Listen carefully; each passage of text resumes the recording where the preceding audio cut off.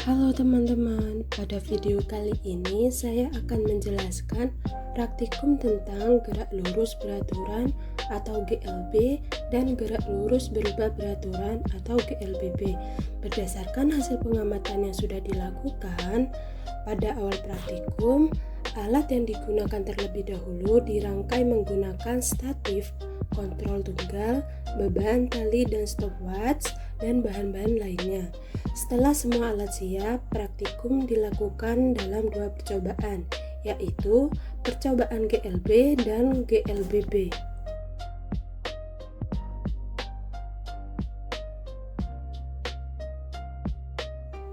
Pada percobaan gerak lurus beraturan, beban tambahan diatur agar tertinggal di ring pembatas. Setelah itu, dilakukan pengukuran waktu tempuh benda pada beberapa percobaan. Pada GLB, benda bergerak dengan kecepatan yang relatif tetap. Karena itu, hubungan antara jarak dan waktu gerak lurus beraturan seharusnya menunjukkan bentuk garis lurus.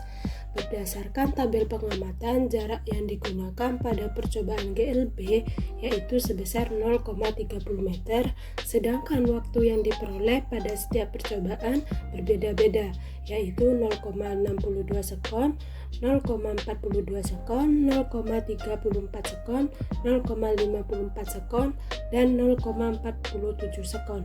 Walaupun hasil waktunya tidak sama, secara teori, benda tetap bergerak dengan kecepatan yang relatif konstan. Perbedaan waktu pada hasil pengamatan kemungkinan terjadi karena faktor kesalahan pengamat saat menggunakan stopwatch secara manual, misalnya kurang tepat saat menekan tombol mulai atau berhenti, sehingga waktu yang diperoleh menjadi sedikit berbeda pada setiap percobaan. Jika dibuat grafik hubungan jarak terhadap waktu, maka grafik GLB akan membentuk garis lurus.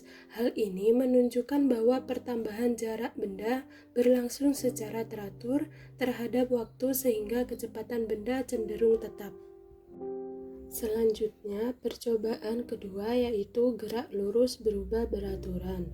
Pada percobaan ini, beban diatur agar benda terus mengalami percepatan dari titik A ke titik B sebelum beban tambahan tertinggal.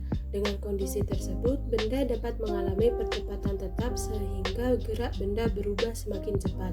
Berdasarkan tabel pengamatan GLBB, jarak dan waktu benda menunjukkan adanya perubahan yang berbeda dibandingkan GLB.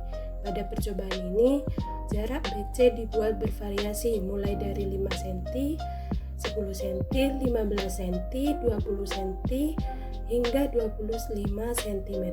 Sedangkan waktu yang diperoleh juga berubah-ubah pada setiap percobaan.